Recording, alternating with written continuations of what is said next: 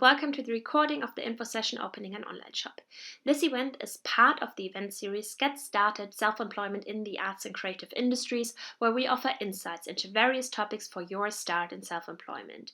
And in this Infosession, our speaker Theresa Grieben talks about her experiences with her own online shop.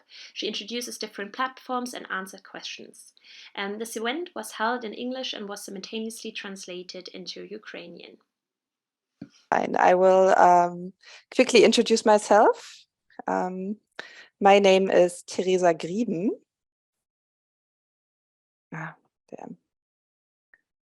This is me. As you can see, I'm an illustrator and artist from Berlin, Germany, and I've been working in the field for about 10 years. On the photo, you see me in my gallery in Berlin-Neukölln, which I share with other artists. And since 2014, I also run my own online shop on Etsy, which is also called Theresa Grieben. So you can see here, these are the links. So I do mostly travel illustration and nature illustration, which I sell in my online shop. I will just click on it.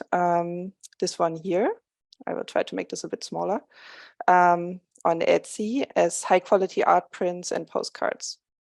So illustrated travel maps and tree drawings mostly. And the shop has been running since 2014 quite successfully.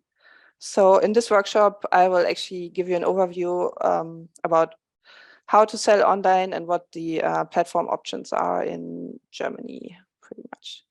So I'll just get back to my presentation. I also have a website which you can check out. And of course, I have an Instagram, and everybody is very welcome to follow me if it will actually open. Yeah, this is my Instagram, where I also share updates about my online shop and about my travels and my current illustrations. So to actually start the presentation, unfortunately, I will start with some really boring stuff, which is the legal basics of running your own business in Germany, which I hope will not bore you too much. If I speak too quickly, maybe somebody can give me a hint for the translator, or is it okay? Okay, well. Anyway, the very, very most important thing, if you do actually open an online shop, is that you need to have your shop policies completed, your shipping times, and your cancellation policy. This is EU law, and without that, you cannot actually run anything. You will get a fine or something. It's also mandatory in Germany to have a privacy policy, which is about like how you use the data of your customers. And you have to publish that one on your website. I can just quickly show you what it looks like on Etsy. Hold on, I just have to move this a little bit. On Etsy, the policy, which in Germany is called AGB, Allgemeine Geschäftsbedingungen, is like down at the bottom of the website of the shop interface. Which is here, and you have to fill it in. So the cancellation, the privacy, you can click on it, and all the other info, and the terms of withdrawal. But since none of us is actually able to write all these texts yourself, and you're not a lawyer or anything, there's a good platform online, which is called Händlerbund, which does write those texts for you if you run your website or your online shop. And you can just click on it, and for about 10 euros a month or more, depends what you want, you can buy those texts online. And I highly recommend that to you. I also do that, because if you don't have good policies, you cannot run your shop. So yeah. This is for the start. Another important thing is, if you are planning to be self-employed in Germany, you're also obliged to have your own health insurance. Also, if you do open your own business, you need to have a tax number, personal tax number, which is called in Germany Steuernummer. and you need to register your Gewerbe, your business, with your local Finanzamt. So Finanzamt is the tax authority. And the Finanzamt depends on the district of Berlin you live in, or the district of any other community you live in Germany, or if you're in Brandenburg, you have to register with your local one. So for instance, if you are in Neukölln, you have to register with the Neukölln Finanzamt. And I think the Gewerbe registration can be done online. I've done mine quite a long time ago, so I don't really remember how I did it, but I think you can do it online in like a form or something. Okay. Another thing you need to know or keep in mind is if you're just starting out and you haven't really you don't have a huge business right from the start, which makes a lot of money. In Germany, you have the option to get a small business status. So that applies if you are making less than 22,000 euros of turnover a year. It's not profit, it's a turnover, the overall money you make. And in that case, you do not have to pay turnover tax, Umsatzsteuer, to your Finanzamt. So that makes things a little bit easier in the start. But you can also not deduct those turnover taxes from expenses you have. That's a disadvantage. But it's a bit easier in your bookkeeping.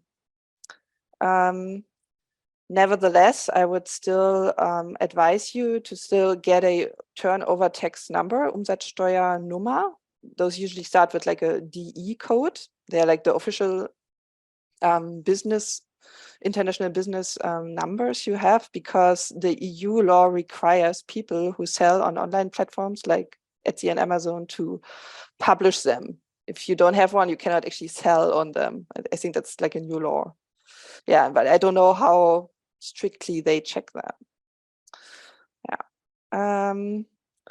Another boring but very mandatory thing you need to do when you run your own business is you have to do bookkeeping. There's no way around it.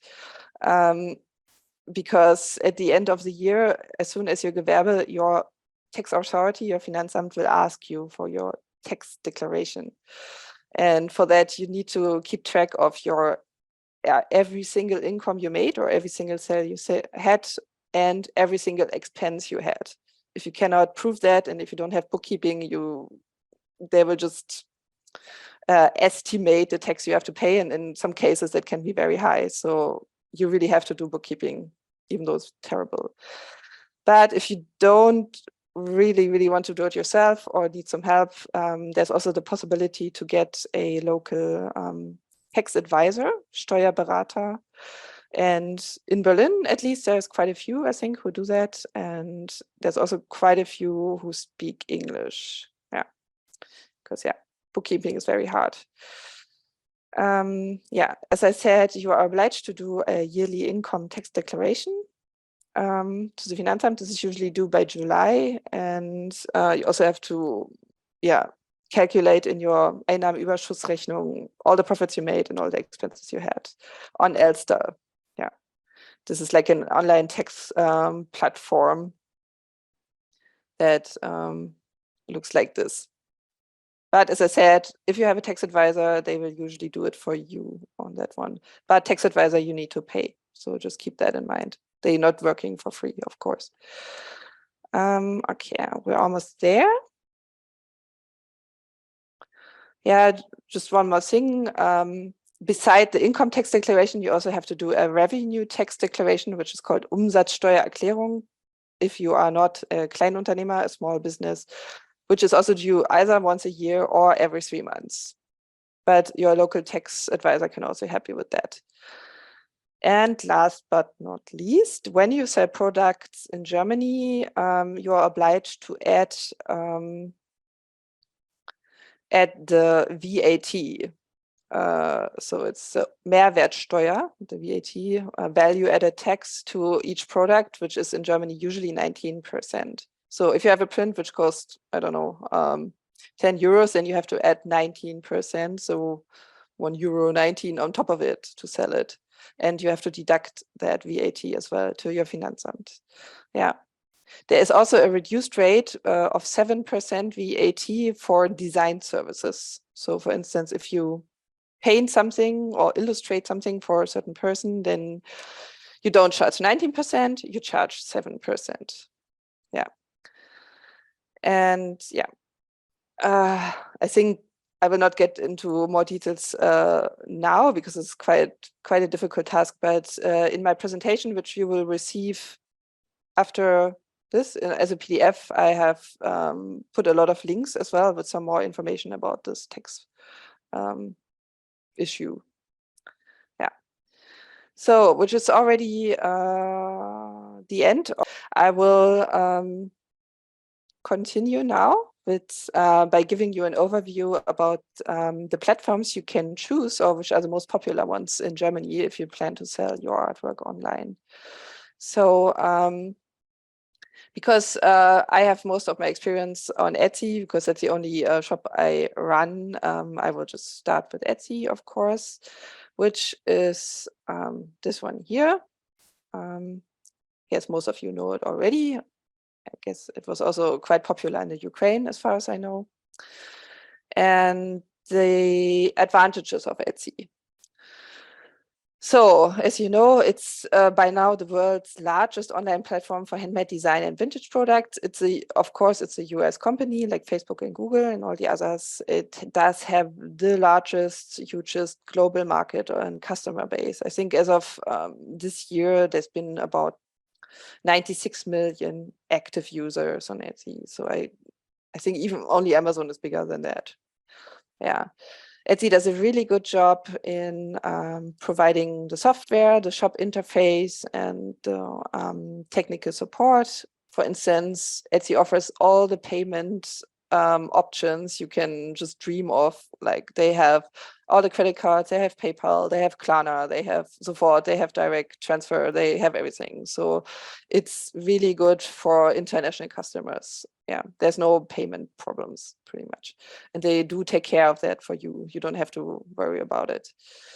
Etsy also does a lot of Google advertising for you, like in the background. You don't do anything about it. They just, I don't know, pick your shop or pick some products from your shop and they run it through Google Ads, and they spend a lot of money on that too. So as far as I know, a lot of the fees they are taking from their sellers also going into Google Ads. So this is quite a big advantage if you cannot afford your own Google Ads or don't really know how to do it, how to get into online advertisement. The other advantage of Etsy is it's free to open. You can just open it. You just need to have like 1, 2, 3 products or something. There's no initial fee or no monthly fee either. You don't pay 40 euros a month or whatever. It's just free. The only thing you have to pay is listing fees. As soon as you have put a product in there, then you have to pay about 20 cents per listing for a running time of 3 months or something. So the initial costs are really low. So that's quite good if you're just starting out. Yeah. Etsy also does have other plans or options where you have to pay more, because then you have like, I don't know, more features as a seller, and then they make you pay for that. But I don't use them, and so far I never needed them. So I also have the free version of Etsy since the start. Yeah. The other good thing about Etsy is that it does have a really large community of sellers. There's Etsy teams in about every city. I think there's one in London, one in New York. There's Etsy teams in Berlin, in Leipzig, where you can meet other sellers who are also creative and share your experiences and your problems. There's online forums about that as well, Etsy forums, and also Facebook groups where you can seek support. And Etsy overall is super intuitive and really easy to use. So that's also those reasons the reasons why I started on Etsy, and because friends were using it too. Nevertheless, it's not just all great. Etsy does have its pitfalls as well.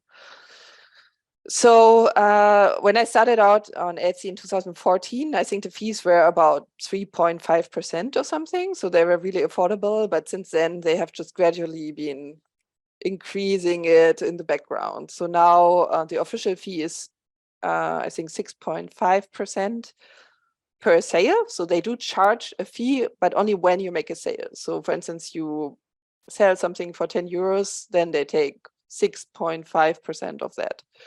And that just gets deducted and you get paid out the rest to your account. So you never see those fees pretty much. They have this payment fee, they have a transaction fee, and then they also have the listing fee. So all in all, it can add up to about 12% of the total price if you count it all together. So they officially say it's 6.5%, but altogether, what they deduct is about 12%. That's what I checked in my account. So it's not very cheap. They also have a thing which is called offsite ads, where they take 15% in case somebody clicks on a Google ad and then buys a product from you. Then they deduct even more and you cannot get out of this. So it's a new thing they made up to get more money out of you. So Etsy is like all the other companies, they just try to increase their profit every year. So I don't think it will stay at 6.5%. It will just get more and more expensive in the future years, just like everything. Yeah. So as I said, which leads us to the disadvantage that whatever Etsy does, you kind of depend on them. If they think 10% selling fee now is great, then you just have to go with it and adjust. So you depend on them if that's your only online shop you have. Yeah, so that can be annoying. Etsy does have a huge competition because there's, it's not just you as a seller, there's about 7.5 million other shops you have to compete against. And I don't know, a lot of jewelry shops, a lot of artists, a lot of fashion designers. Like you just really, really have to work hard to make your product stand out. And as I said, since there's so many sellers, 7.5 million seller, and every seller has like 10 products or something, 70 million products or 200 million products. I don't know. It's a lot. It's really hard to get your products on top of the search result. It has to be super good and super successful and popular with the customers. As a disadvantage is in Germany, Etsy, for some reason, which I still cannot really explain, it's still quite unknown. Like if you ask your friends or your parents or something, they're still not really sure what Etsy is. Everybody knows Amazon. Etsy, sometimes they're like, what is this? So yeah, it still needs to go, yeah, some extra miles to be globally known, I think. Yeah. Etsy has also increased the pressure on their sellers to offer free international shipping, to always have tracking with every item, no matter how small it is, and to just complete the orders within one business day. This is something they introduced this year. It's called Star Seller. But if you're a Star Seller, you have more opportunities to sell, or the algorithm will push you to sell more. So you kind of are being pressurized and being like Amazon, ship immediately, give tracking. And sometimes it's really hard because you're just a one-person business and you cannot just be sitting there and packing orders like in the middle of the night or something just because someone ordered. I just quickly show you on Etsy. Where was it? It's called the Star Seller. I'm a Star Seller now because I do really try hard to offer all these things. So say like super quick shipping, you have to reply to customer messages within 24 hours, and you need to have a lot of really good reviews. Yeah. And yeah, they have something here. Hold on. Where they keep track of your performance. In the Star Seller tab. So yeah. So it's a lot of pressure. But if you lose your Star Seller badge or something, then it can also be disadvantages for your future sales. So yeah. Yeah, there's another thing. Etsy does offer you to run ads with them, but you just have to pay them even if people don't buy something. So you pay if somebody clicks on your item, but not if they buy it. So it's a bit risky. You can spend a lot of money and still not make a sale from those ads. So I have used these ads. They haven't really worked for me, so I just switched them off, but you can do it. Yeah. And Etsy does not, in their automatically generated invoices per sale, they do not declare the German VAT, the 19%. So you actually have to write your own voices to be really compliant with the German tax law. This is really annoying. Like with them, it's always 0% because they're a US American company and they don't really care about the German tax law. Yeah. So this is a bit of a disadvantage. Yeah, you have to figure out the VAT yourself. So, okay. This is it for Etsy. The next biggest platform, which everybody knows, is Amazon. In that case, Amazon Handmade, which has been launched a couple of years ago. I think Amazon just figured, oh, they might as well also go into the handmade sector, and it's a big market, and they wanted to have that market for themselves as well. As everybody knows, the advantage of Amazon, it's the biggest online platform in the world where you can pretty much buy everything. It's in every country, as far as I know. You have access to a super large customer base. It does provide the technical support. It does provide the big shop interface. You just have to put your products in there. Amazon Handmade does not charge a listing fee for products, and if you do offer Prime, your sales can increase. So Amazon Handmade looks like this. I think I had it open somewhere here. Apply now. I've been personally invited to open an Amazon Handmade shop, but then I didn't really feel like becoming a part of Amazon and their working ethics, but it does have its advantages. So maybe in the future I might do it. Yeah. So I put a link in my PDF as well in case you want to click on it. It's in here. The disadvantages of Amazon is that if you do make a sale, the fees are quite high. They're already at 15%, so even higher than Etsy. And they do charge you a monthly fee to run your shop, which is, I think, about $40. I think they had this program running where they were waiving the fees for sellers who are just starting out. So they did not yet have to pay the shop fee, but I don't know if that's still applicable or not. Yeah. And I think Amazon Handmade is not automatically part of the Amazon main window or main shop interface. It's kind of on the side. So not all Amazon customers are automatically finding their way to the Amazon Handmade section. I think it's like a separate section as far as I know. So it's a bit on the side. Yeah. And if you do want to sell on Amazon, you cannot just open your shop. You need to apply and they need to approve your shop. Yeah. You are basically a drop shipper for Amazon, so you kind of depend on them. You cannot really, I don't know, say, oh, I go on vacation, I'm not gonna do it or something. I think you're a bit of an Amazon, I don't know, drop shipper or something, as far as I know. And items must be handmade. You cannot sell digital items, which on Etsy is very well possible. So like digital downloadable items, and they only allow specific categories. Depends if your item fits in this category or not. And the other thing I've heard in forums and everywhere is that Amazon is a bit evil if they see that one of your handmade products sells really well, for instance, like, I don't know, a picture of a cute cat or something. And then they might copy this in one way or another and just sell it as their own product for cheaper. So they kind of basically destroying your business models. I think something like that has happened to other people, so that's a bit off-putting. Amazon doesn't really have good ethics, as everybody knows. Well, yeah. So Etsy and Amazon, the two biggest platforms, which leads me to the third option you have in Germany, which is Shopify, which is also a US American platform, which is a website building tool. It's not a platform like Amazon or Etsy, but it's a building tool. So you can basically build your own online shop interface. And just click on it. I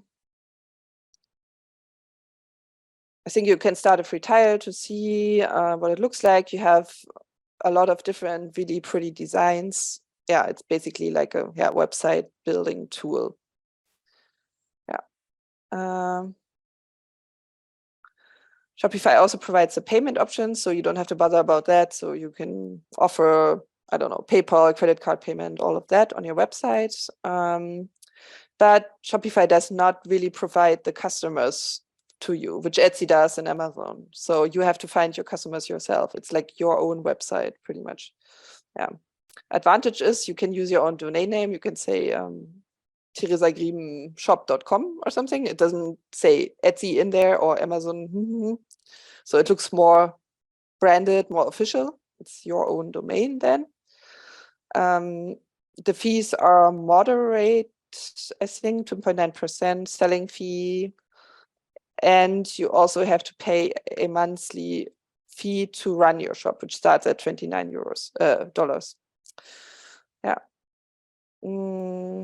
You have marketing tools available. You have really nice shop templates, and it does offer offline payments. Yeah, I personally never sold on Shopify, so I cannot really tell you much more about it. But as I said, you can click on those links and just find it out for yourself. I think there's also a lot of people who have an Etsy shop and they have a Shopify shop as their personal website as well, which works. So you can have them simultaneously, I think. The next one, which is also, of course, internationally known as eBay, which is also very popular in Germany and has been here for, I don't know, 20 years or something. One of the largest online marketplaces. It's mostly an American customer base, but in Germany, there's also a huge customer base, as far as I know. eBay does have a bit of a mass-produced look to it. It's not really about handmade. It's more about, mass-produced items. eBay does provide the shop interface and payment options. And about the fees, I cannot really tell. I think they vary. Yeah. This is what it looks like if you want to start it. I think there might also be an English version of that. Yeah. Yeah, there's this list about the selling fees in case you're interested. I just put the link in there. It's a bit of a science. I cannot quite explain it now, but yeah, various fees for various options. Just go back to my presentation. The advantage of eBay is they do run ads for you, and you only pay for them when you actually make a sale. So it's not like on Etsy when you just have to pay for every click. You only pay when you already made money. So that's more positive, I would say. And from what I heard, the competition on eBay, though, is very huge. It's very crucial, and you have a lot of pressure to offer free shipping and be super quick in shipping everything. Yeah, just to be able to compete against all the other shops. Yeah. And I think there's also quite a pressure to offer low price items. So yeah, not really sure if eBay is the place for handmade, one-of-a-kind design items or something at higher prices or for artwork. I don't quite know it very well, but might be worth trying. Yeah. Okay, which brings me to the next platform you can use in Germany, which is still fairly unknown. I personally only heard about it maybe 5 times or something. It's called Bonanza. This is what it looks like. It's quite cute. Yeah, they do sell one-of-a-kind handmade items. Yeah, I think it's quite easy to set up the shop. They have these categories: fashion, home and garden, beauty stuff, and artwork, pretty much all the handmade categories. Yeah, the selling fee is only 5% per item. The advantage is if you already have an Etsy shop, you can just import your listing, so you don't have to like set up every product from scratch again. And Bonanza also lists your items for Google Shopping, but the customer base will be quite small. I cannot really tell you a number, but it's not like Amazon or Etsy. Yeah, might be quite a niche market. Yeah. So it's good to sell small items, one-of-a-kind items to a small niche. Yeah, you'd have to find that out for yourself. Yeah, this is about Bonanza. There's another one which is called Products with Love. I will click on it. It's also lots of hearts and love in here. Personalized gifts and items. I think they mostly focus on baby stuff and jewelry. Yeah. And also food, delicatessen, which is quite, unusual. So like muesli and stuff. Yeah. So Products with Love is only from EU sellers. Yeah, so it's not from the US or anything. It doesn't have listing fees. If you do sell, it's 3% per sale. And you have an annual shop fee of 20 €90, which is, it's like €2 or whatever per month. Yeah. But you can only ship within Germany, Austria, and Switzerland. So you cannot ship like to the US or anything. So it's very local in a way. And but in that way, it's also more climate friendly because you don't ship it around the world. Let's see, carbon dioxide, and the customer base is quite small. So maybe it's a good place to just start out and see what products go well or not. I personally have never sold there, so I cannot really tell you, but you can try it out for yourself. Yeah. And there's other platforms which you might have heard about, not sure. These are not just online selling platforms. These are platforms who take your design and sell them on merchandise. For instance, shirts and mugs and bags and whatever, pillowcases. Yeah. So it's called Redbubble, for instance. You can upload your design, like a pattern design or an illustration or even a painting, and they do print it for you on all these items. They also offer fan art in case you're into that. Fan art pictures, which can then be produced on whatever merchandise possible. Yeah, like that. So this is Redbubble. Society 6 is similar.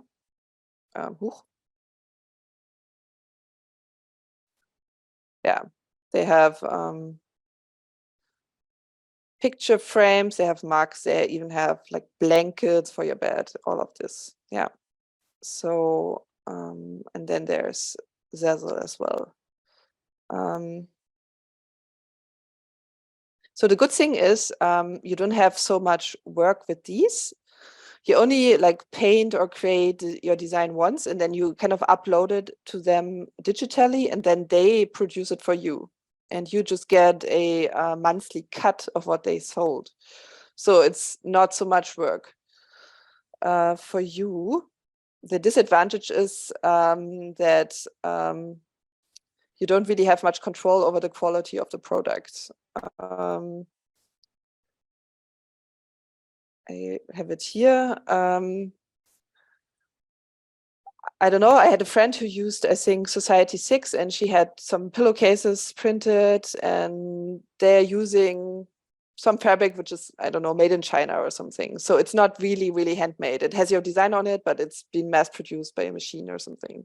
And but if you're okay with that, and if you're more comfortable with just having this sort of passive income and just let it work for you without you having to run to the post office all the time, then it might be definitely worth a try. Yeah. The other disadvantage is that Zazzle doesn't actually ship the products they produce with your design. They don't ship it from Germany or the EU, they ship it from the US. So in case somebody in Germany orders from them, it does get shipped from overseas. So sometimes that adds a lot of customs to it. It makes it very difficult to receive the parcel. So you just have to keep that in mind. Yeah, if that actually makes sense to use a US company to ship your designs worldwide. You have to think about it. Yeah. Society 6 at the same time does ship from Europe, so that's a bit shorter. So it doesn't go all around the world and doesn't have the customs problem. Yeah.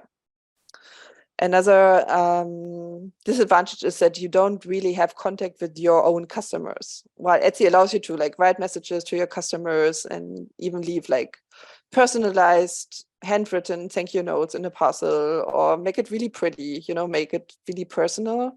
Those platforms don't, because somebody else does it for you in some big enterprise or something. Yeah, it's not your personality in there.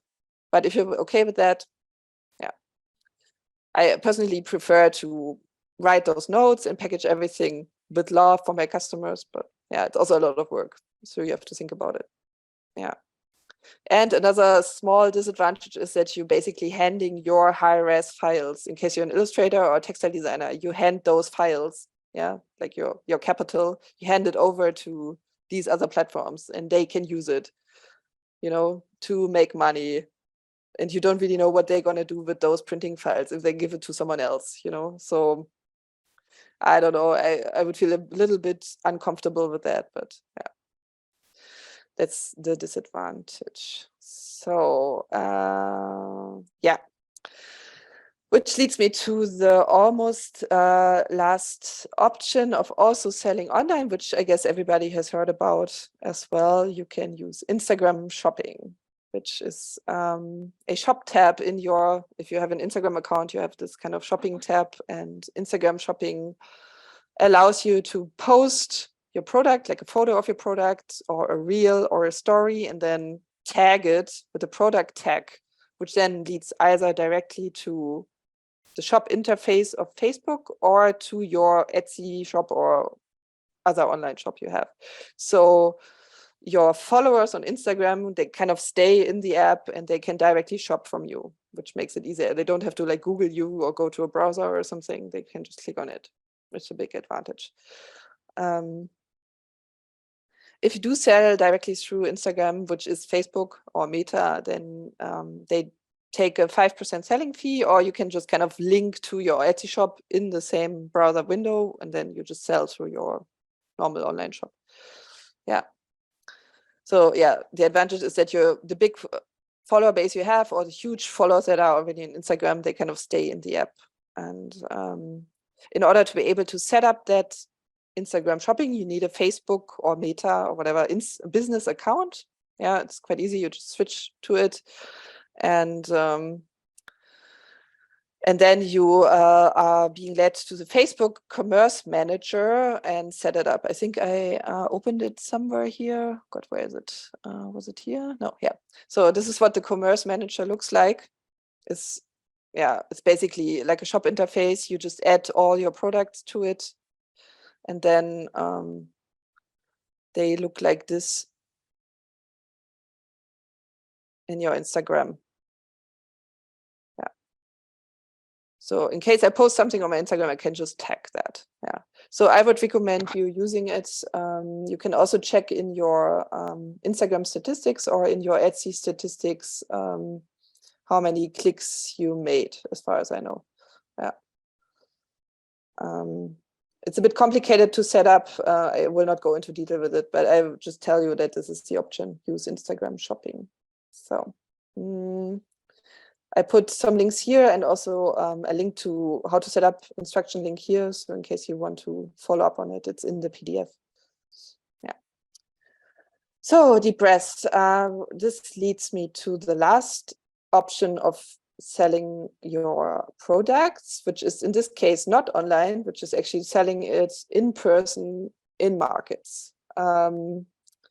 If you are in Berlin, which maybe I assume you are, you can actually test your products first before setting up an online shop, or I don't know, starting this huge business. You can test them by participating in creative art markets, which I have also done back in the day. I've done quite a lot of Christmas markets and creative markets, and I had like 10 different motifs of my prints and 10 different postcards, and I just put them on my table and I could see what people like, what people react to, and what they bought most. And in my presentation, I have made a list for you of like the most popular or the biggest design markets you have in Berlin,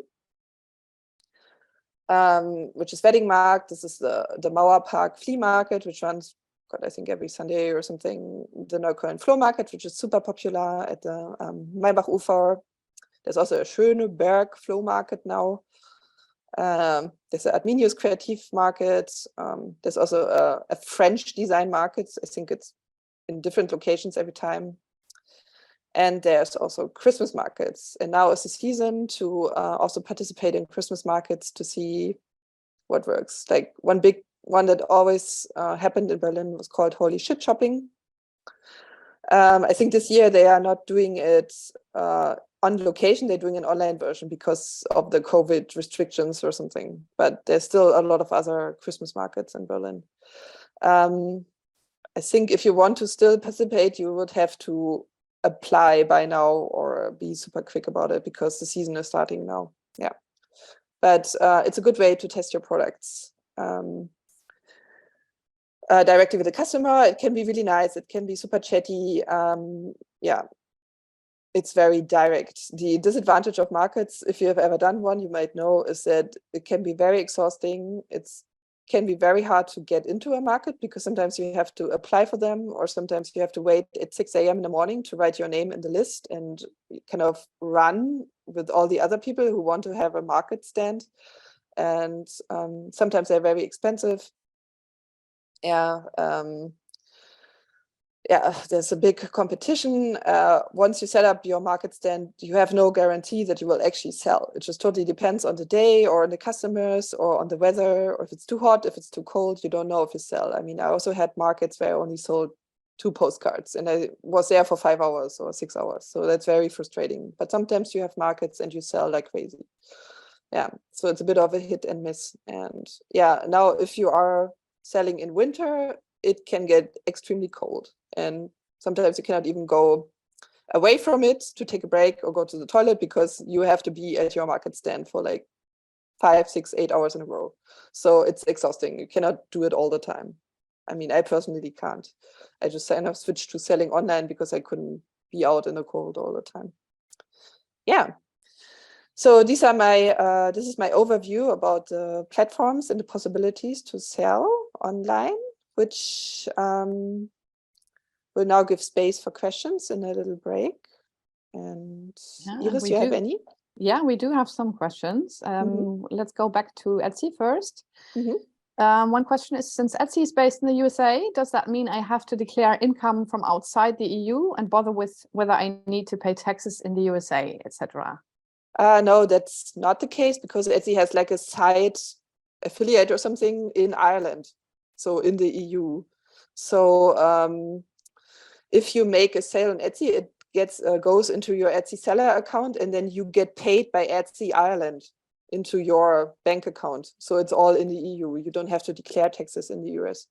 So that way, it's all legal. There's no problem about that. That's handy. Yeah. Then we switched to Amazon Shop. You said that there was ways you needed to apply, and do you know if they can deny your shop to be opened or your products to be sold? I have never tried it myself, but I think they might deny it if you don't fit into one of their categories. Like if you just want to sell digital downloadable items, I think they will deny it because Etsy, Amazon Handmade does not offer that or does not sell that in a way. But personally, I don't know about someone who has been denied. I think. Wait, let me just click on it. Amazon Handmade. Maybe you just take a look at all the other shops that are already there.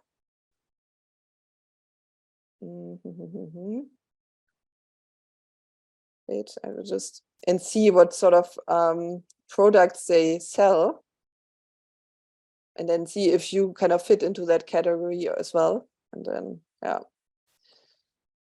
So there's a little research necessary. Yeah. For so this. yeah, sorry. Yeah. And it is totally possible that you are like not accepted with your product, but yeah, it can be possible. But I would just kind of research and see, okay, what sort of items are being sold in clothes or fashion? Hold on. And what do they look like? That's what I would do. So this is like home items. They look like stuff on Etsy. And if you kind of fit into that category, I don't think they would deny you.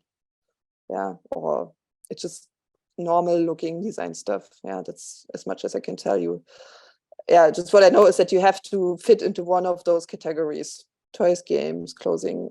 I think Amazon Handmade does not allow vintage products. I think so. If you try to sell something resell something from the flea market or old I don't know, old tableware or something, I think they would not allow you to do that, as far as I know. Yeah, but as long as it's handmade by you and a new product, then I think it's okay. Yeah. Okay. That's far. So yeah. then going to the next question, I think that's something you will still deal with. So I'll just read it out and then you tell me if you want to answer right away. How can you make your product stand out? Also, how is the best way to promote your product online beside ads like Etsy is eventually doing? But I think you will deal with that in the next This will be chapter. the third part of my presentation, which Okay, will be so the how to run your online shop. Exactly. Yeah. We'll just skip that for the moment. Yeah. And you already were talking about Redbubble, other print-on-demand services. One is mentioned InPrint. Do you know about that one, maybe? Sorry, never heard about InPrint. Yeah, this is. I mean, I can Google it. Yeah. Yeah, but that's actually what people would also do. It's ENPRNT, or that was probably. Yeah, it doesn't have an I. Yeah. Yeah. Okay, I get 10% off immediately. Yeah, I haven't heard about it. It looks like it's a good platform for illustrators. Yeah, for some reason I have not yet heard about it. Can just check what they have. Yeah, I think there's a lot of platforms out there. I just gave you an overview about the ones I know and that are the biggest ones, but you can also find others that do drop shipping for you or print for you, which will be fine. I would just Google them, research and see what other artists are there, if they're well known, maybe even write them an email and ask, hey, how does it work for you? Is it a good platform? And then, yeah, you can decide for yourself if you want to sell there. But yeah, I presently have not sold on print, but it looks good to me, I would say. And sometimes also helps to just check if they have how many followers they have on Instagram. I cannot click on their Instagram now, but yeah, sometimes that also helps to see if they're popular. There it is. Yeah. Yeah, fairly good. Yeah, okay. This is showing how you evaluate shop options. Yeah, this is how I would do. Yeah, helpful. If they only had like 100 followers on Instagram, I would be like, oh no, they seem to be not known, but this is fairly good. So yeah. Okay, then let's go to the next questions. I would like to know about cargo commerce. Not sure if you have any information about that one. Cargo commerce. No, I only know big cartel, but not cargo commerce. Sorry, I would just Google it myself as well. Yeah. Okay, I mean, as I said, there's a lot of options out there, and I don't know all of them. You can just Google it, but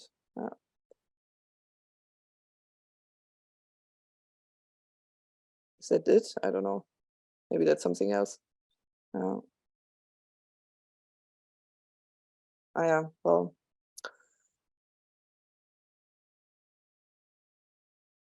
Yeah.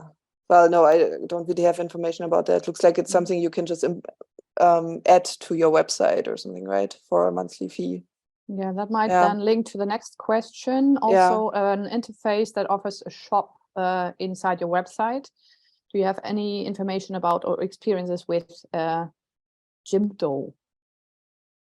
No, sorry. I think I can really just talk about the ones I have shown. Yeah. The rest you would just have to research for yourself. Yeah. Okay. So we also have a question about a market. Do you need to register as a Gewerbe in order to participate in markets? Yeah, that's what they usually say on their websites. Some do check if you have a Gewerbeschein and some don't. Yeah, that's what I can say. Some just let you like apply online, and some have like a list somewhere, on the market day where you can just write your name for the next one, your name, your address, your email.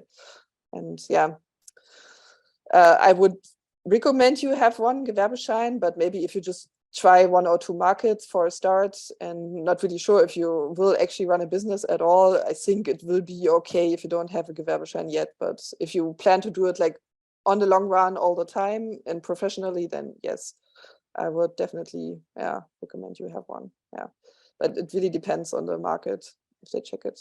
Yeah. And sometimes they say there's the Ordnungsamt, the German authorities might walk through and check the sellers, and ask them for it. But that has never happened to me. Yeah, I think, yeah. Okay, they're busy with something else. But that's sometimes what people say, oh, that might happen. Yeah, so I don't know. Then we have another question about Instagram. I think you already answered that, but maybe not. Does Instagram have its own shop, or do I need to connect to an external website? It does have its own shop. I cannot really show it to you because I'm in a browser now. You have to check it on your phone. But I think it has like a shop tab in the Instagram interface. It's like a little shop icon or something. So your products can also be just in Instagram. Yeah, it does not have to link to your own website. You can just set them up for Instagram in this e-commerce manager that I showed you. This one here, the Meta one. Yeah. So it's then just in here. Yeah. So this is my Instagram account, and then it says something like Theresa Grieben shop here, and then you can click on it. But this is just a preview. Yeah. And I cannot show it to you differently because it's in a browser. In a browser, there's no shop tab, but in your phone, there's in the app, I think. Okay. Then there is a question about your own business. Do you make your main income from your online shop, or can it only be a side income? Yeah, that's a good question. I think I make about half or 1/3 from my Etsy sales. And as I said, I'm also a freelance illustrator, and I work for clients in editorial for magazines and for museums. So I do big map illustrations or something for them. And so I get like bulk income from that. And on the side all the time, parallel, I run my Etsy shop. So I'd say it's like half or 1/3. But I have multiple income channels, those two. So that make up my whole business. I could not live just from doing editorial illustration, and I could not live from only selling on Etsy. It's both together. So that's also giving me a bit more security. So in case I don't have client work, sometimes that happens, because sometimes it's just no client work. Sometimes there's a lot. I can always rely on Etsy and focus there and create new products. And I have like this steady stream of income. But sometimes on Etsy, there's low months, like in July or something. I don't sell so much. So then it's better if I have income from my client work. Yeah. So I have both. That kind of works for me. Okay, and then we have another question that is going back to the legal part. Hi, it is now mandatory to register with Lucid Packaging Register in Germany when you start an online shop.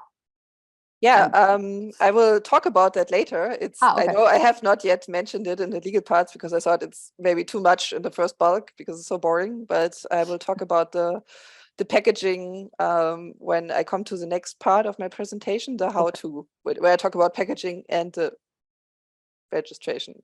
Okay. Yeah. What platform would you recommend for selling unique pieces of art, like drawings or sculptures that belong to the category of contemporary art? Yeah. Maybe just try to sell it on your Instagram first and see if it sells there. But because I don't sell original art myself, I don't know a platform. I think I would sell on Instagram and try to find an actual gallery in Berlin or wherever you are based that kind of sells it for you. That's what I would do. Yeah. Like a gallery that does it for you. If you have original pieces of art, I think that's the way to go. Yeah. I hope that helps. Yeah. Because I don't sell originals. Yeah. I don't have so much experience with that. Yeah. And one that is not really the topic of the webinar, but since you are selling your illustrations as prints, can you recommend local or online print shops with good and maybe also sustainable quality? Oh yeah, I can. I get this question a lot. I have a really good printer in Berlin, Kreuzberg, which is called Ausdruck Berlin. I can hold on. I can Google it. Yeah, it's there. So it doesn't really fit in my window here. It's this one. They are in Köpenicker Straße. in Kreuzberg, and they do digital printing on really good high quality papers. So they do smaller amounts. You don't have to print 2,000 with them. You can also print 50 postcards or something. And yeah, they also do bookbinding and posters up to a size of, oh God, I think A2 or something. So they're really good, really nice. They have really good paper, and yeah, I will recommend those if you have art prints like this, and postcards. And yeah, other than that, there's also another printing company for offset, but this is more like for bigger offset posters or something. Spreedruck is also really good. Yeah. And they also do flyers and stuff like that. Yeah. This is what I could recommend. Yeah. If you're in Berlin. I only know Berlin companies. Yeah. Okay, that's it for the questions so far. So let's see how it's been dealt with to open an online shop in detail. Yeah, just my question, is it okay for the translators, or am I too fast? Because I don't really get any feedback there, or it's okay? Yeah. I think so far it's okay. All right, I just have to plug in my charger. Running low on battery. Okay, I will continue with the next leg of my presentation. So yeah, if you have decided to open your online shop, you of course have more work in front of you. After you tackled all the legal basics, you have to figure out your pricing, which is not so easy. You cannot just say like, I sell it for €3, just like estimate it. You also have to put some thought into it and some calculations. So factors that will go into the prices of your products are, of course, your production cost. In my case, this would be the printing cost for my prints. In that case, I go to the print shop, I ask them a quote, I see how much do 50 postcards cost, and then I have a price for that. But you also have to factor in your own labor cost, so the amount of hours you put in to develop your product. So for instance, if I illustrate a map for like 30 hours in a row, I also have to kind of calculate how many hours did I spend, and how many of this, or how much of this motif do I want to sell? How can I factor this in so that I make enough profit to kind of pay myself an income, not just pay the production costs and all the other expenses, but also pay myself a bit of an income, because I also have to live from this, and buy food and pay my own rent or something. So you have to factor this in, because you are your own employee pretty much. You cannot forget your own working time. Or if you have employees, which I guess at the start you won't have, but you also have to factor the cost of your employees in. I don't have employees, but maybe some people eventually use them. If they have a lot of orders to pack, they get assistance, for instance, for people to run to the post office and package stuff, or help them with other stuff. Yeah. You also have to factor in, if you are not working from home and you're renting a studio or shared studio space or anything, factor in the studio rent, the monthly one you have to pay. Also the fees you pay to the platform you choose. For instance, like those fees I pay to Etsy per sale is about 12%. Have to deduct that as well, or factor it into my selling price. So the one thing you want to avoid is that you're losing money, that you price your items so low that you're actually losing money. You put a lot of work in, all the fees get deducted, the shipping cost, blah, blah, and then you end up with minus €5 or something. That's not a sustainable business model. Yeah. Also, another factor is the cost of the packaging, because sometimes you just see, oh, it's just cardboard, it's just paper or something, it doesn't cost anything. Packaging does cost quite a lot, actually, and especially nowadays, the costs are even higher. Like if you buy some cardboard boxes, they can cost up to €1, €2 per box or something. So you have to factor that in as well. Yeah. And of course, the shipping costs, which are also steadily increasing, are also part of your product price. Sometimes on Etsy, you can have your product price plus shipping cost on the side. But since Etsy is really pressuring you to offer free shipping, they tell you factor the shipping price into the normal price and offer free shipping. So the customer thinks, oh, I don't pay shipping, but the shipping is actually in the total price. So you have to factor that in as well. Yeah, especially for the US and Germany, they kind of want you to do that. And also, not to forget, the value added tax needs to be part of the product as well. Unless you're a Kleinunternehmer, then it's not part of the product cost. Yeah, so all these factors need to go in. And for that, I advise you to use an Excel sheet.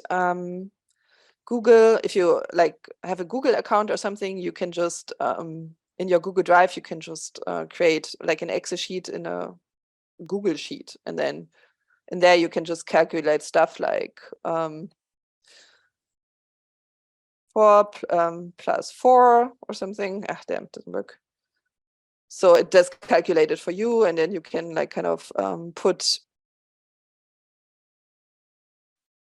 the currency as well, and then be like, oh, 8 euros times 2 is 16 or something. So if you don't have Excel as an app, you can just use Google Sheets for a start. That's what I do to just calculate prices. Okay. Which brings me to the next page, which is also a very crucial factor if you do have an online shop. You need to have the most perfect product photos. Not just product photos, but you also need some sort of brand look. I think there was a workshop by Kreativ Kulturprojekte as well previously, which was talking about how to create a brand. In my case, in my Etsy shop, I have a, where is it? I have this sort of look here, which is my name, Theresa Grieben Illustration Shop. My logo, which I call is like this, the whale, which I have illustrated. It's in the banner. It's also in the shop icon. That's pretty much my look. This sort of mint color is always recurring. Yeah, this is my brand look, and it also features on my business cards. Yeah, this thing which I put into my orders. You kind of sometimes can see here. I have a brand video here, which I will just quickly show you. I hope it will load.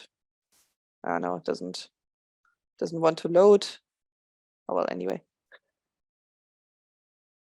Yeah. So this just kind of shows my brand in action, how I package my business cards and my packaging, pretty much. Yeah, with some music. And also me in action. Yeah. And what else did I want to say? Beside that sort of branding, like your logo and everything, you need to have really nice product photos, especially in Etsy, is super crucial. People are expecting nice photos, you know, nowadays they're really used to having high quality photos.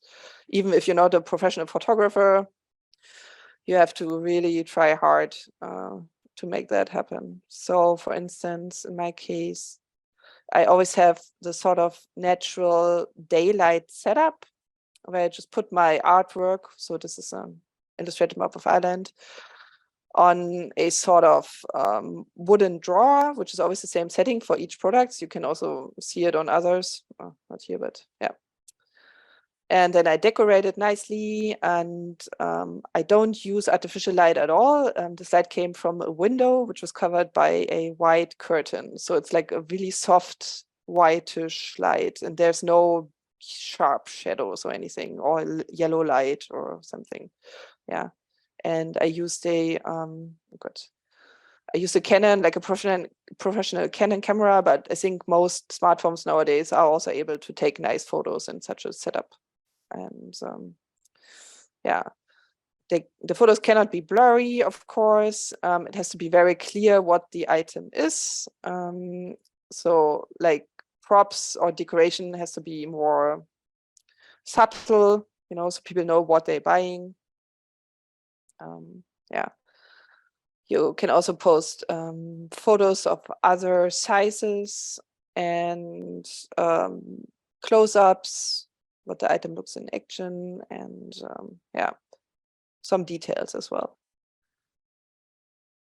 Yeah, this is how I do it. Some are zooms, and then also my item packaged nicely with gift wrap, for instance.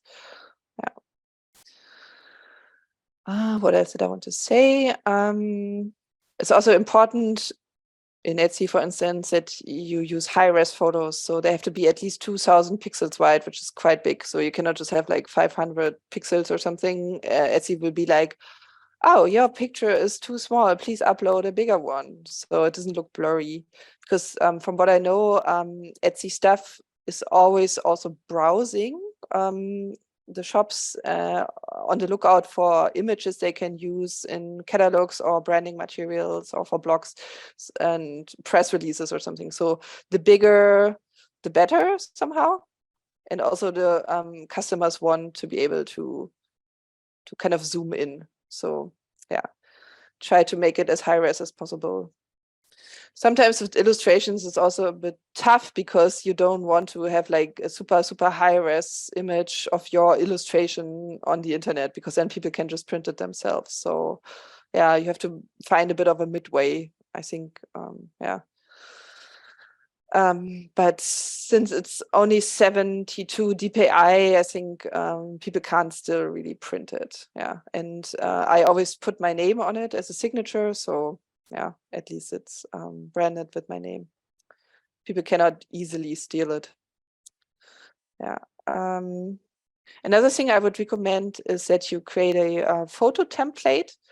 By template, I mean that you have a, oh God, I cannot close it, a certain setup. Like, for instance, this setup here with the vase and the frame, and then you can kind of reuse it for other pictures. Or you see here the Sydney map, which has the setup with the globe. I took this photo once, but then I also reused it for this New Zealand map, which kind of makes it look different, but it's the same photo setup. So the whole thing is a template, except I can put the different motif in there. Yeah. So you don't always have to go back and shooting new product photos. As soon as you have a new product, you can kind of reuse the same setting or the same image. Yeah, again, yeah. But your picture also needs to be on the same size and stuff like that. Yeah, so then it works. And yeah, as I said, it's also good to show your products how they're being used, so your customers know what they can do with it. So it's not just one picture. It's best to use all the picture slots available, and it's like 10, which you can fill. It's a lot of work to make all these photos for like 50 products, but it's worth it. Yeah, and then also, since a lot of people are browsing those online shops for gifts, it's good to show them. But as I said, with gift wrap. So all my photos have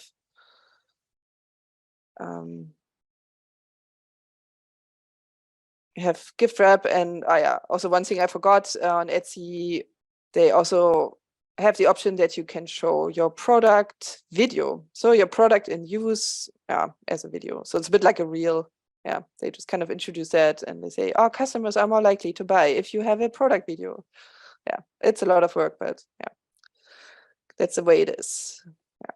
So here in use, framed, and also gift wrapped. Yeah, that's what I always do with my products. Yeah. If you cannot take photos yourself, maybe you can ask someone who's able to, who can help you, or you meet as a group of friends and you do one photo session for all of you with all of your products or something. Sometimes it helps to not having to do it by yourself. Yeah. Here's also a link to a blog which talks about how to brand your e-commerce shop, which you can also read through. Yeah.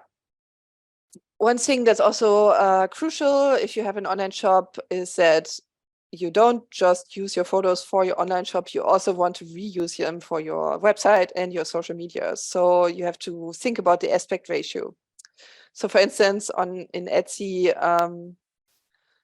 those product photos are landscape format, but when you shoot them, it's good to keep in mind that you can also reuse them for Instagram, which is either square or reels format. So in this case, for instance, I photographed this postcard, which works landscape, but you can also cut it out as a vertical format or as a square format.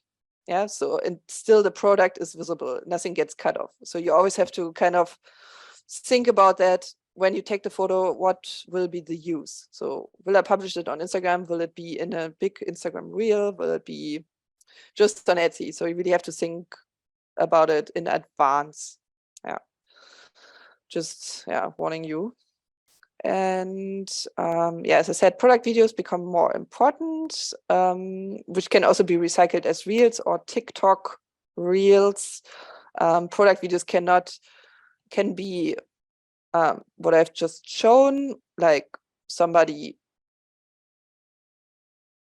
taking this in your hand, but you can also show how it's being made. For instance, I could show a video of me illustrating the map, or I could show a video of me packaging it and putting the stamp on the envelope or something. Or I don't know, I could even show a video of someone receiving this postcard as a gift and being super happy about it. So you can be super creative about this. Yeah, everything can be video. And as I said, use all the possible photo slots and show your variations. And if you do shoot photos, sometimes they're too dark or they have shadows or something, you need to edit them. Yeah. And if you are already an artist or illustrator, I'm pretty sure you will have Photoshop, so you can edit them there. But if you don't, you can use apps like Canva. I think I'm not even sure if Canva is free or not, but it's a good smartphone editing tool for photos, as far as I know. I only use Photoshop because I'm used to it, but yeah, there's other tools out there as well to make your photos look really nice. Yeah, and I think this is it about product photos for now, which leads me to the other very important part of selling your items online. It's you need to put nice product titles and product descriptions, which is very crucial for people to be able to find them. Yeah, there's also an article here which I link, which talks about how to do that, just on Etsy, but I think it applies to other online platforms as well. What you have to keep in mind, I think it's also in English. You need to find a good title and you need to put a good product description. I can just show you on this item here. I just click on edit and this will bring me to the editing. I just put this a bit off to the side. To the editing interface of Etsy in this case. So up here is a title, which you just fill in with the title description and keywords. Yeah, like 3-factor keywords or something. And then you have a lot of attributes which you can fill in. And here comes the big blurb about the item description, which I also highly recommend to fill in as detailed as possible. The first language of my shop is English, so I just do everything in English first. I write about like, oh, is this a pretty postcard? It shows New Zealand, and then I have this postcard also in other sizes, and as I said, something else here. And I say, oh, it's printed on this kind of paper. I say it's shipped without frame, because people might think when they see the photo, oh, there's a frame, is this part of the product or not? Yeah, so you have to actually say that. And then I also say, oh, there's gift wrapping available. Click on gift wrapping in the product when you buy it in your shopping cart. And then I talk about how I ship it. And please follow me on Instagram. I put that everywhere. So yeah, and then comes the part where you use a lot of hashtags. Hashtags are super crucial as well, because they make the algorithm find your product. So it's best to use like 2-word or 3-word tags. Yeah, it's not just like New Zealand, but New Zealand postcard or New Zealand map or a pretty illustrated travel map or something like that. So something that what your customers would put in, yeah, not just one word, but like several words in a row to make the algorithm find your item, to make it stand out in the search. I mean, I can try to do a quick Etsy search. Let's see.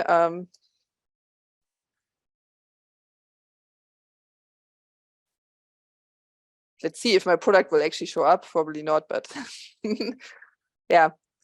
So this is what comes up. Ah, yeah. See here, here's my postcard. I mean, might also be because I'm a shop based in Berlin and I'm now searching from Berlin. They show me results that are close by. So for instance, my own stuff. Yeah.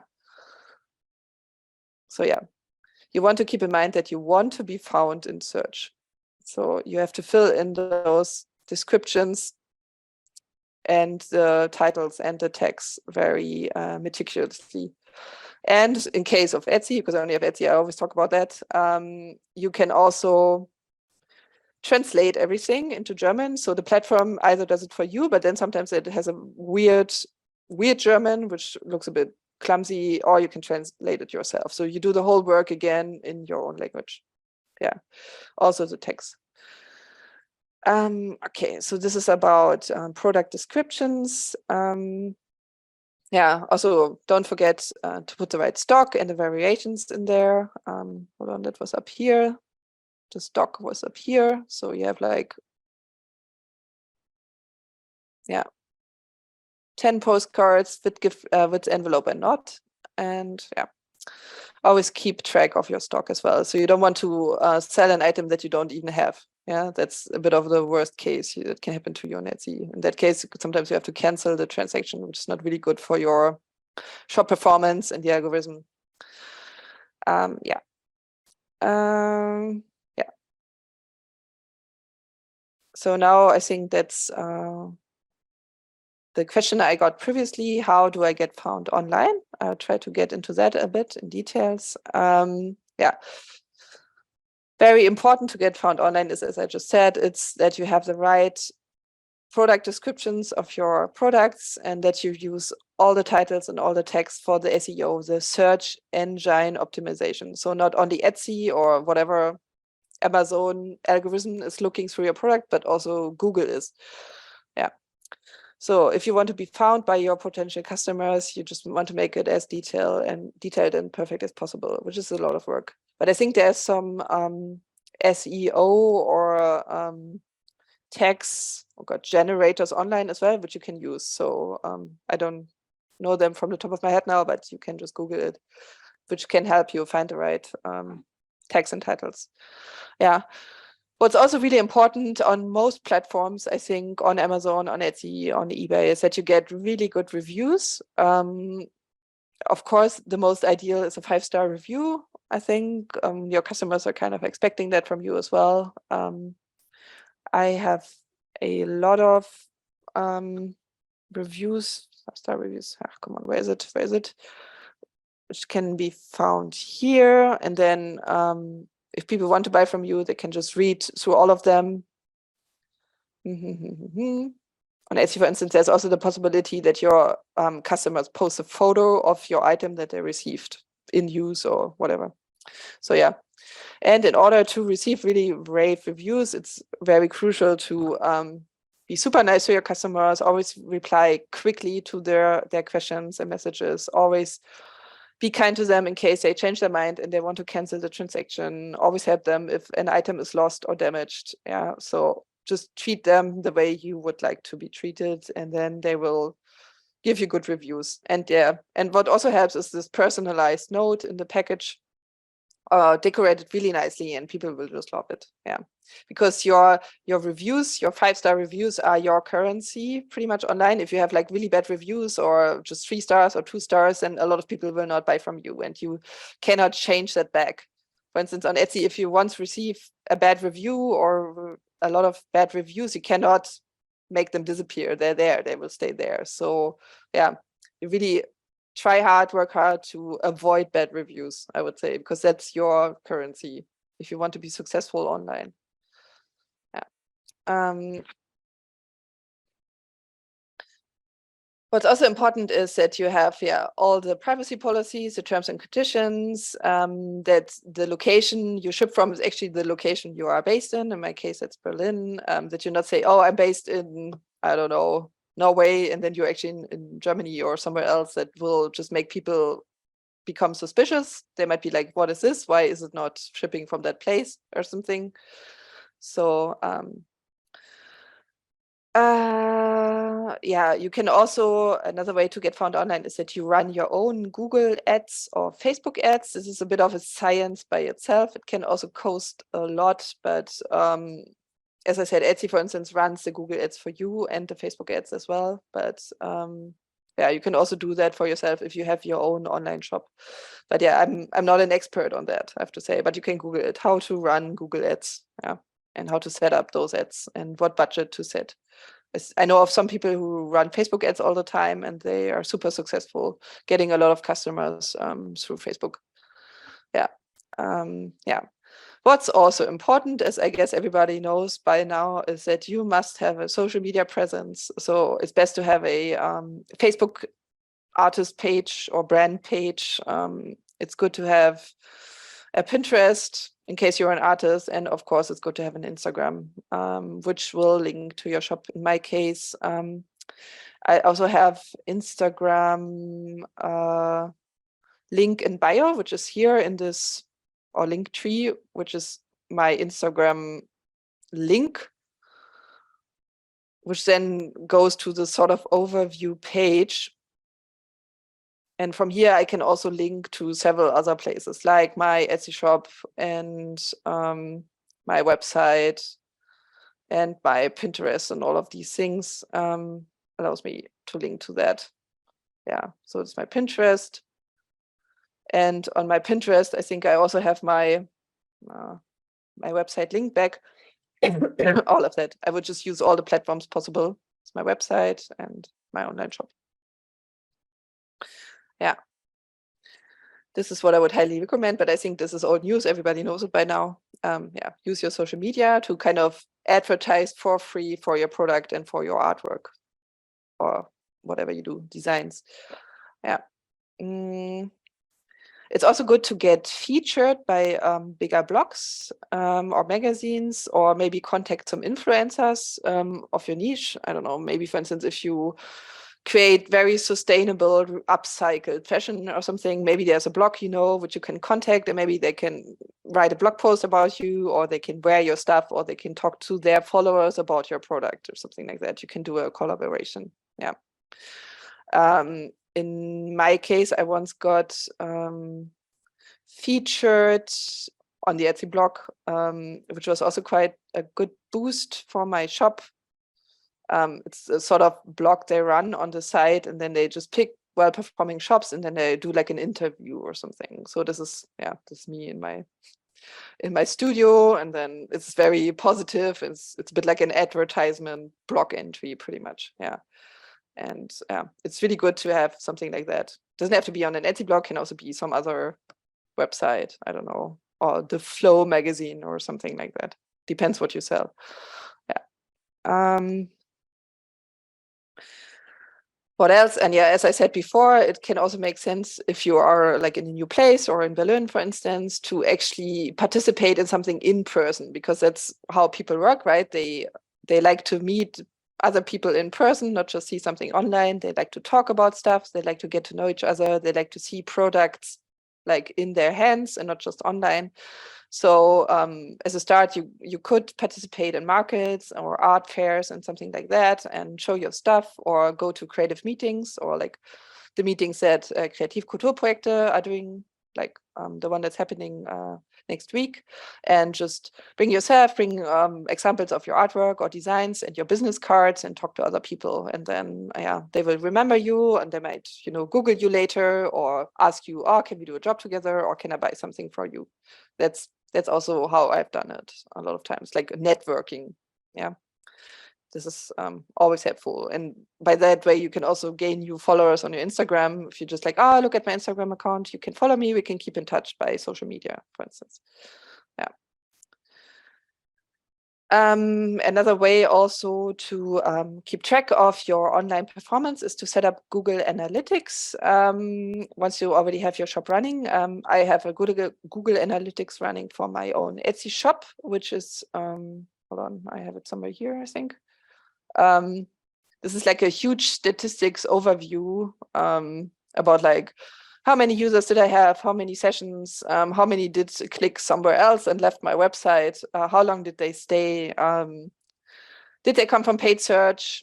I think paid search is the ads that Etsy is running on Google. Did they come directly? They just clicked on a link? Did they just like Googled me organically? You know, like illustrated map Theresa or something. So that gives you a bit of an overview of how your online web page is performing. Also, where are they based? So you can see mine are mostly in North America and Europe, like all the richer countries pretty much, and also New Zealand, Australia. Like, are they using mobile devices, blah, blah, blah. Are they female or male? All of this. So yeah, you can set this up, which is for free, I think. So I would recommend you can connect it to Etsy. I think you can also connect it to all the other websites or Amazon and whatever. Yeah. So, and then on that you can check like what of your social media sites brings you most traffic. Like, do you have a lot of clicks from Instagram? Etsy also offers, where is it? Also has stats by themselves. Wait. Can I really click on it here? Etsy stats, which then will give you an overview of who clicked on what they were searching for, and stuff like that. Yeah. Blah, blah, blah, blah, blah, blah, blah. For instance, my name was performing well. And yeah. Yeah. So you can check like what product search questions or queries were working well for your shop or which didn't work. Yeah, it's a bit of a science, but that gives you a bit of a control. Yeah, okay. So now comes, yeah, I think I have to hurry a little bit. Now comes the part about packaging as well, which is quite important for your online shop. You know, if you then make a sale, you have to figure out, how am I going to ship it? How am I going to get it to the customer? Where's the customer? Is he in Germany? Is he around the corner? Is he in some other country? Is he overseas? Yeah. So you have to figure out, okay, what's the size of my product and what sort of packaging do I need for that? In my case, I just sell prints, like flat cardboards and cardboard tubes. And I do order my packaging in larger quantities, mostly from Amazon or from the from packaging companies themselves. And yeah, that kind of works. But it just really depends on the products you sell. Yeah, if in Germany or in the EU, there's this law that if you do bring larger amounts of packaging, like cardboard boxes, into the overall traffic, you have to pay a fee for the recycling. Yeah, because you are kind of producing a lot of garbage and it has to be recycled, and yeah, you don't get it for free. So I think since 2019 or something, it's mandatory that you register with Lucid, yeah, with your packaging license. And yeah, I won't explain it to you now in detail, but you can just click on the link and read through those instructions yourself. You just kind of set up your account. You say, oh, you log in, you said, oh, this year I have used 20 kilograms of cardboard packaging, and then they calculate something for you like 15 euros or whatever, and then you declare that once a year. So you declare it after the year and you declare it before the next year. It's pretty straightforward. Yeah, just mandatory. You have to do it. You get a number from them, I think, a registration number and a sort of certificate, and then you're good to go. And I think I don't really remember. I think you have to also upload this to Etsy or the other platforms. There's somewhere there on the Etsy platform, it says, please upload your Lucid registrations. It's somewhere here, but I don't remember it anymore. Yeah. Yeah. yeah. And once you have your Lucid registration number, you go to another website. In my case, it's Reclay, and you pay for what you use. You said, oh, I used 20 kilos last year, and then they give you an invoice and you pay that directly, and then yeah, you're good to go. So these are the 2 steps. You register with Lucid and you pay with Reclay or some other platform. Yeah. Yeah. Also, if you do want to ship within Germany, which I assume most people are planning to do, you can buy your shipping stamps and stuff online at Deutsche Post, and you can register with a normal business account with them.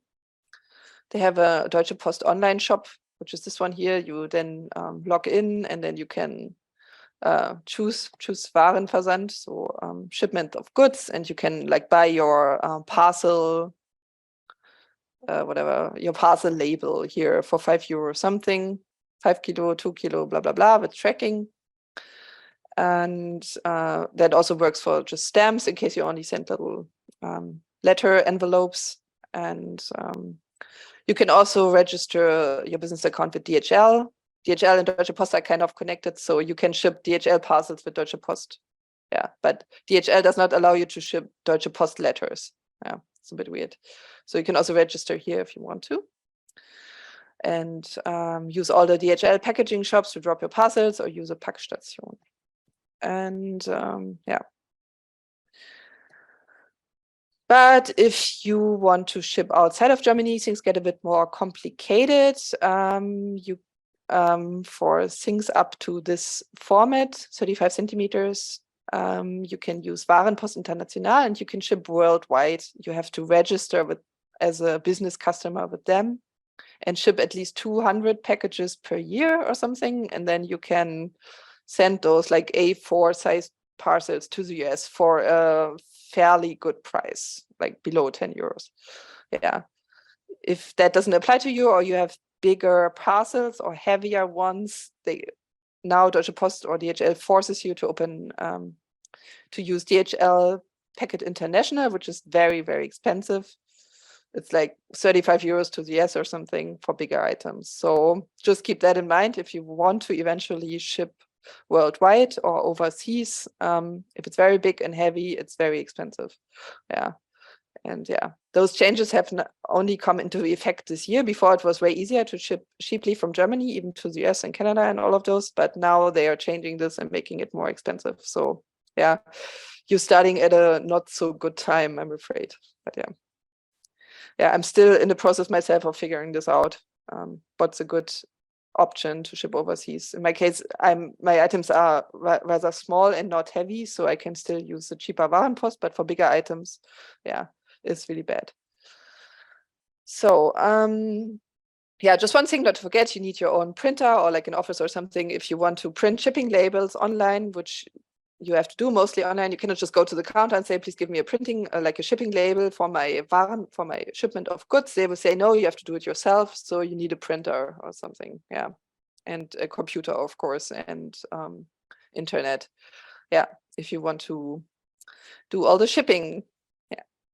Yeah. And I'm almost at the end. As I said before, also really important if you run your shop is the customer service. You want to make your customers happy, put them forward, always be nice to them, always respond to them, always be realistic about your processing time. So for instance, if you say, I ship my parcel within 1 day, then do it and not let them wait for a week or something. Yeah, because if not, they will become suspicious and give you a bad review, or they feel not treated very well.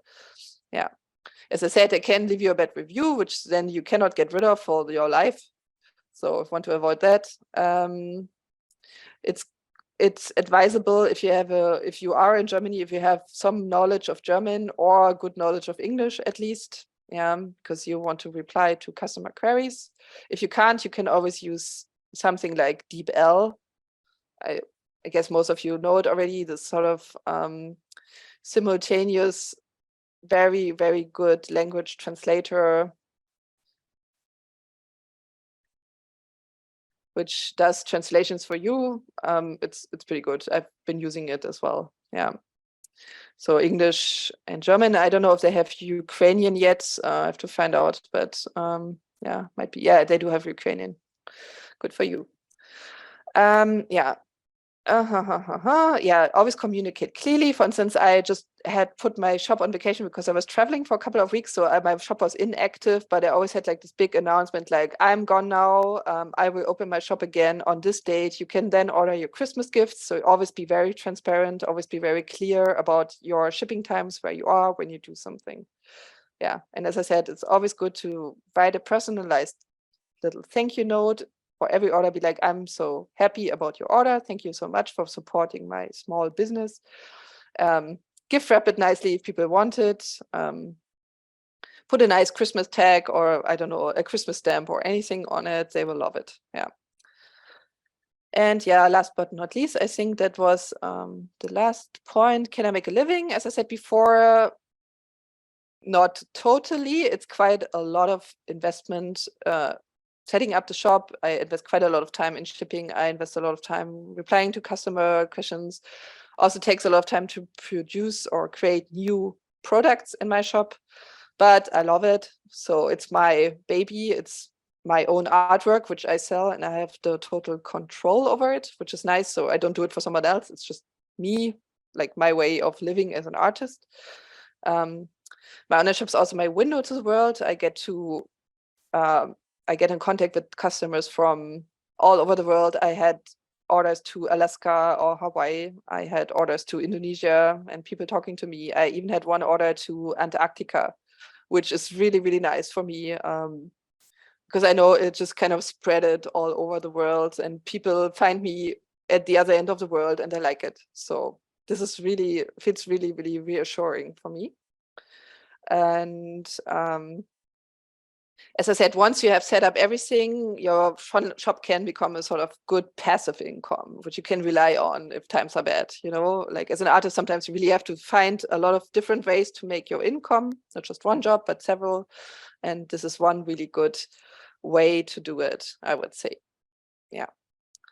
So this brought me to the end of my presentation. I just have put here a list of links also about the community we have here in Berlin. I'm part of the Berlin Kreativ Kollektiv, Iris as well, which is a community of Etsy and other online sellers, artists, fashion designers, jewelry designers, illustrators. And yeah, we have a Facebook group where we talk about different questions we have, problems with shipping and all of these things. Now it doesn't load.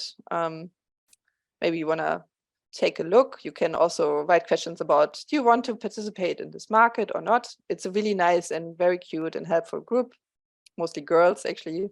Some also offer their studio spaces. And yeah, if you have more questions, the Etsy, like just about Etsy shops, because I can only recommend you that. There's a handbook that answers pretty much every question you could have on Etsy. And also here's another really detailed guide about how to start your business in Germany. Yeah. For talking about the stuff I already talked about previously, what tax sales insured, all of this. No. You can read into it. As I said, you will get the PDF later after my presentation. Yeah. And this is the end from me. I would be happy if you follow me on Instagram, of course, or check out my shop. And now we can have some more questions.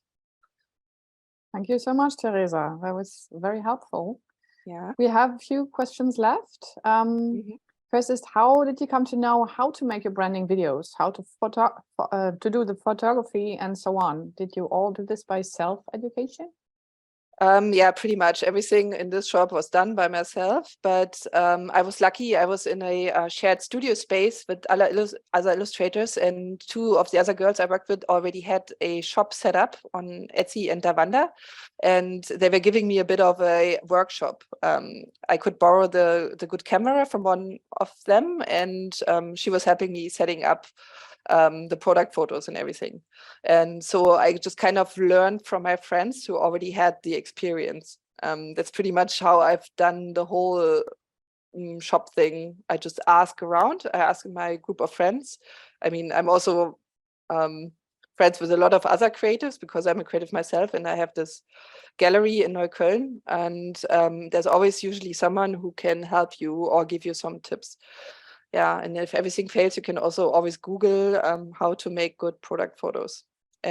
But what also helped me is because I studied communication design before, illustration and communication design. I had experience with photography before as well from my university, and I know Photoshop very well, so that helps. So I already have the profession for it, I think. I'm not a photographer, but I know how to edit photos pretty much. Yeah. So yeah, I learned it by doing and with others. Yeah, but I did not like hire a mentor or something. That doesn't exist, I think. Yeah, but as I said, you can become part of that Berlin Kreativ Kollektiv group here, Facebook group, and just ask the question in the group. Be like, hey, can somebody help me with product photos? Sometimes you find someone who's willing to help, or there's also other creative groups on Facebook you can ask if you're totally alone. Yeah. Okay, then another not related question. What if you want to sell services? For instance, teaching music, how can you sell music lessons online? Or if you want to have a package of 10 lessons sold, which service would you use there? Have you any ideas? Yeah, I think there's platforms as well which allow you to kind of teach online, but I cannot remember the names from the top of my head now, but I think it's very well possible. I think a lot of people done it during the pandemic, and where they were kind of selling yoga classes online, or I don't know, creative classes online. God, I just cannot remember the name now, but I just always see this Instagram ad where you can buy a class from an illustrator, and the illustrator shows you how to do children's books illustrations. But I just don't remember the, God, I think it was called Domestika or something. Domestika classes. I think those work for creatives. I don't know if they work for musicians, but I'm sure there's something like that also online. So so for instance, here is a list of classes you can buy. This is all from artists. It's like how to do oil pastels or something. And then you have to actually buy it. And I think after that you can watch it, from what I know. I've never used it, but I know that artists use it and they make an income with that. They just set up this video and then they sell it on this platform. Yeah. Okay, then let's briefly go back to another question concerning Etsy. How soon after you get an order on Etsy should you ship? Would a print on demand kind of system work out, or should you always have stock at home or wherever that is? Yeah, I personally have stock in my shop because I don't always run to the print shop because I don't have a printer myself. I would always run to the printing company, Ausdruck, ask them in advance, and then they take 4 days or something until I can pick it up. So it doesn't really work for me. I don't have the printing machines, you know. So if you don't have the stuff, the machines or ready, you know, or a total workshop for yourself, I would recommend you have a stock, because Etsy favors the shops, in their algorithm that ship quickly, that ship within 1 business day. So if you get an order at 11 p.m. in the morning, in the evening, you are required to ship it the next morning or something. And if you do that constantly, you get more sales, you get kind of pushed by the algorithm, from what I know. And in that case, it's better if you actually have the prints already in your office or wherever you ship from, and you just quickly have to pack them and package them and bring them to the post office. I personally always have stock. I print like 100 copies of each map or something, and then I can just use those until I run out or something. Yeah, that's what I would do. Okay, I have another 2 questions about Lucid. Do you Yeah. need to apply on Lucid from a start, even if you don't know how much packaging you will need? Yeah, I think as soon as you have orders and bring some packaging into, the traffic and ship it, I would recommend you have a Lucid number. In that case, I would just estimate and say maybe it's 5 kilos or something. you kind of have to estimate in advance for the year, for the running year. And then after the year, you do another declaration where you say how much you actually used. In some cases, you used the exact amount. In some cases, you used more. And then they will charge you extra for that. So it's okay if you estimate it a bit wrongly in the beginning, because you will do a declaration after the year has passed again with the correct number. I think that helps. Yeah. But I think nobody runs after you if you ship, you used 5 kilos and in the end you used 6 and you didn't declare it, the extra kilo. I think it's not so strict. Yeah. Nobody is actually running after your parcel and weighing it all the time or something. Yeah. It's just important that you do pay something and that you do register more or less correctly. And what if you use on-demand print services? Do you also have to register to use it? If like on Society 6, they ship it for you, I think then you don't have to register with it, because they are the ones who are using the package and bring it into the traffic. You are not the one who bought the package, and you are not the one who brings it to the post office. So I think in that case, you don't need to have it, I would say.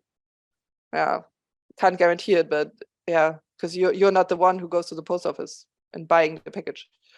Okay. Yeah. Maybe people need to check or with the printing or print on demand. Yeah, I think it's their responsibility companies, in that case. Somebody needs to deal with this. Yeah. And we are perfectly on time for our last question. Do you have experience with Patreon? Are the contributions there considered as income, or what about receiving donations via Ko-fi? Is that income too? Yeah, I'm sorry, question. I never used Patreon, to be honest. I just got it recommended, but I cannot really say anything about it. I can just Google it myself as well. I think I know some people who use it quite successfully, but yeah, I cannot give you any advice about that. Yeah, sorry. Yeah, I'm not an expert on Patreon. Yeah. So thank you very much, Theresa, for this personal and very informative session you gave us. And I will now call Selia to close up our session. Thank you very much to everyone for listening to me. It was really nice. I hope it helped.